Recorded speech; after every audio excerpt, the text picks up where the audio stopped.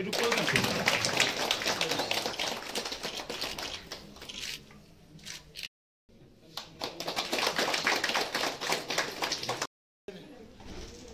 Mayor এবং বিশিষ্ট MLA এবং একজন হৃদয়বান মানুষ, আমি আগে ওনার সঙ্গে পরিচিত হয়েছি।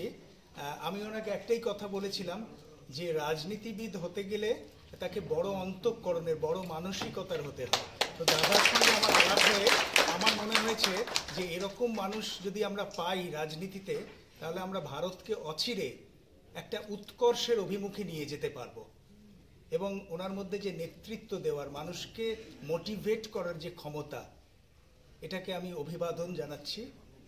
এবং ওনার পথ আরও প্রশস্ত হোক, উনি ওনার সমস্ত স্বপ্ন পূরণ করতে পারুন, এটা আমরা ঈশ্বরের কাছে কামনা করি।